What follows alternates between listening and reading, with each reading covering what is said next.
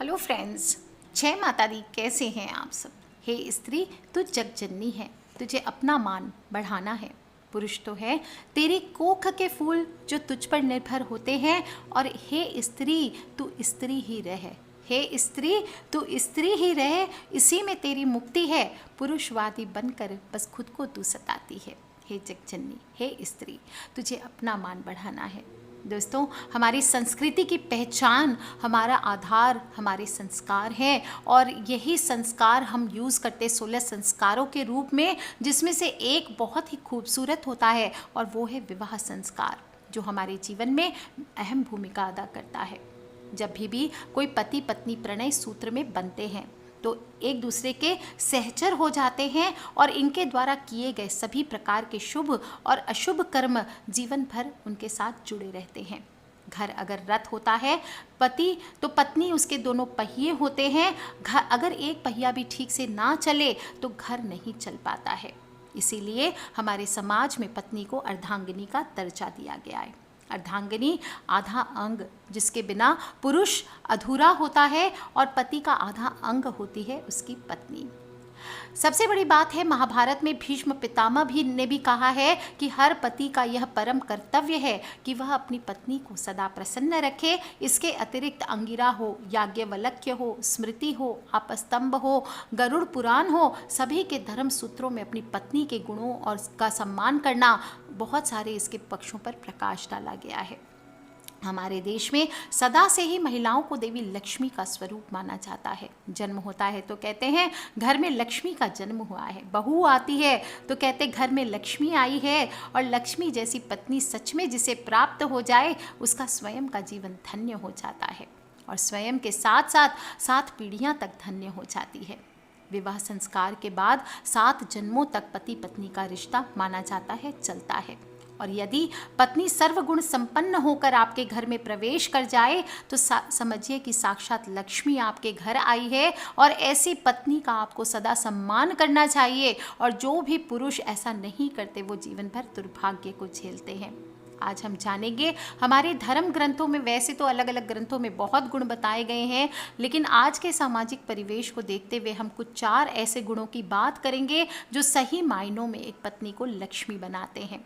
गरुड़ पुराण का एक छोटा सा श्लोक है, सा भार्या या गृहे दक्षा, सा भार्या या प्रियंवदा, सा भार्या या पति प्राणा, सा भार्या या पतिव्रता।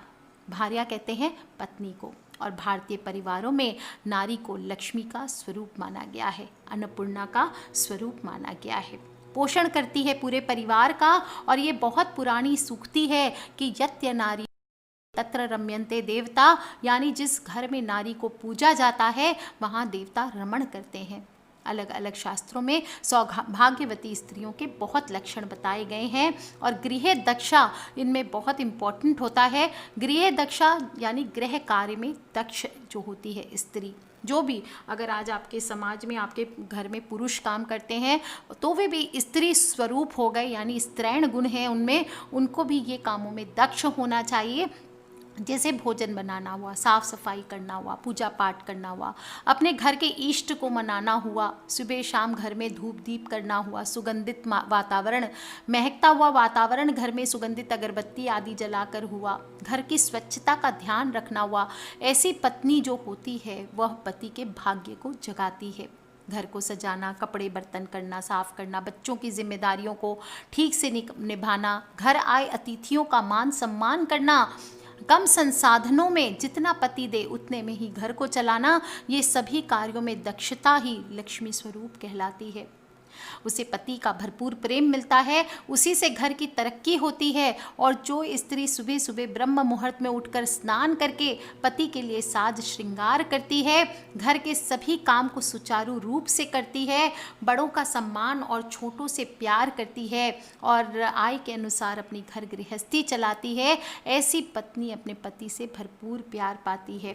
जो पत्नी घर के कामों में निपुण हो और परिवार का भरण पोषण अच्छे से करती है, अपने पति से कोई बात नहीं छिपाती है, हमेशा सत्य का आचरण रखती है और पराया दुख देखकर दुखी हो जाती है, सामर्थ्य के अनुसार लोगों की मदद करती है, घर में जब भोजन डालती है तो अन्नपूर्णा स्वरूप किसी में भेदभाव नहीं करती, सभी को समान रूप से भोजन परोसती है। ऐसे गुणों वाली पत्नी ही श्रेष्ठ मानी गई है।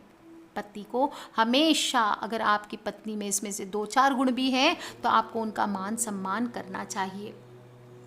जिस व्यक्ति की पत्नी मन, वचन और कर्म से पवित्र होती है, जीवन में जैसी भी परिस्थितियां हो, पति से कभी विभेदन नहीं करती, उसे छोड़ती नहीं है, उसे खुश रखने का भरपूर प्रयास करती है, कभी भी उसका मन नहीं दुखाती, और पति अगर उच्छिष्ट अन्न छोड़ भी दे तो उसे परम प्रिय भोजन मानकर ग्रहण करती है। पति जो देता है उसे महाप्रसाद मानकर शिरोधार्य करती है। ऐसी स्त्री ही लक्ष्मी कहलाती है। कुछ महिलाएं अलक्ष्मी का स्वरूप भी होती है। जो स्त्रियां मैली कुचैली रहती है, प्रतिदिन स्नान करके साफ और स्वच्छ वस्त्र धारण नहीं करती, गंदे वस्त्र पहन करके रसोई घर में प्रवेश करती है, जो महिला भोर के वक्त बिस्तर छोड़ करके स्नान उपरांत सुगंधित द्रव्य लगाकर श्रृंगार करती है, वह साक्षात लक्ष्मी स्वरूपा होती है, धर्म के मार्ग पर चलती है। ऐसी महिलाओं के पति धनवान होते हैं, संसार का हर सुख पाते हैं। वहीं जो स्त्री सुबह देर तक सोती रहती है, प्रतिदिन नहाती नहीं है, उसका पति सदा अभागा ही रह जाता है। जब भी भोजन करती है तो संयमित मर्यादा के अनुसार ही भोजन करती है। ऐसा नहीं कि पेट में ठूस ठूस कर खाना खाने वाली महिला का पति हमेशा दुर्भाग्य उसका बना रहता है, उसका भाग्य मंद हो जाता है। दूसरा गुण मैंने क्या बताया? सा भार्या या प्रियंवदा। प्रियंवदा का अर्थ क्या होता है?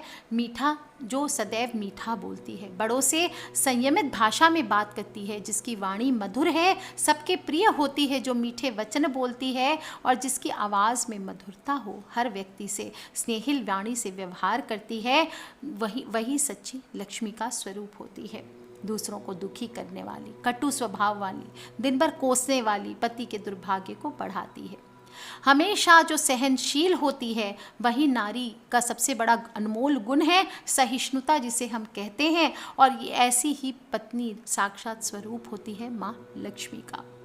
ऐसी पत्नियां अपने परिवार के पुरुषों को भी सहिष्णुता सिखाती है। जरा सी बात पर उबल पड़ने वाले पुरुष को महिलाएं ही समझाती है कि उसे सहिष्णुता से काम लेना चाहिए। जिसने इस पर अमल कर गया वो बन गया, और जिसने नहीं किया वो नष्ट हो गया। इसका प्रभाव अपने आप ही स्पष्ट हो जाता है। लेकिन जहाँ पत्नी ही क्रोधी स्वभाव की हो, पति को प्रेम ना करे, पतिव्रत धर्म का पालन ना करे, पति को दुख देती रहे, बात बात पर चिल्लाए, गुस्सा करे, छल कपट करे, मिथ्या भाषण करे, व्यभिचार करे, दूसरों के घरों में झांकती रहे, झगड़ा लगाने के ताक में रहे, गलत प्रकार की प्रवृत्तियों में शामिल रहे, इधर की उधर करे, ऐसी पत्नी घर को नरक बनाती है। ऐसे पत्नी के पति का दुर्भाग्य बना रहता है। फिर चाहे आप जितनी पूजा पाठ कर लीजिए, वो घर कभी स्वर्ग समान हो ही नहीं सकता। अगर कहीं प्रेम नहीं है, इस चीज़ का अभाव है घर में, और नहीं आपको लगता है कि इस प्रकार का निभाव नहीं है, तो ऐसे रिश्ते को त्याग देने में ही भलाई होती है। और जिन लोगों के सहचर्य में ये गुण होते हैं, उन्हें अपने पत्नी को देवी समान मानना चाहिए। उन्हें आप अगर चाहते हैं कि स्वर्ग के देवता राजा देवराज इंद्र के समान आप समृद्ध और भाग्यशाली बने, और आपकी पत्नी में इनमें से थोड़े भी गुण हैं, तो उसका मान करें, उसे देवी समान समझें, और आप देखिए कैसे आपका जीवन कहाँ से कहाँ चला जाता है। फिर उस घर में कभी अलक्ष्मी नहीं आती है, सदा दौलतमंद बना रहता है। आपको बता दूं कि रावण ने भी मंदोदरी को स्त्रियों के अवगुण की बात की थी, जिसमें उनके माया रचने का अवगुण बताया था। स्त्रियों की एक खास कला होती है, किस समय क्या करना है ताकि परिस्थितियां अनुकूल हो, और इसी तरह से ऐसी स्त्रियां पूरे घर को विपदाओं से कब निकाल लेती है पता नहीं चलता। लेकिन जो स्वार्थी स्त्रियां होती है, वो इस माया के कल्प को खुद के स्वार्थ को पूरा करने के लिए यूज़ करती है। दुनिया उसकी इस माया से बेखबर होती है। काम सिद्ध कराने के लिए अपने पति से जाने कैसे रूठती हैं, रुष्ट होने का नाटक करती हैं, कई बार प्रलोभन देती हैं। जब ज़रूरत पड़े तो कार्य सिद्ध कराने के लिए अपने पति को हर तरीके से मनाती हैं, और अंत में गलत काम भी होता है उसे समझा कर करवा लेती हैं। जैसे पति का जो ससुराल की प्रॉपर्टी है अपने नाम कराना, या कोई और काम है, ऐसा आपको नहीं करना चाहिए।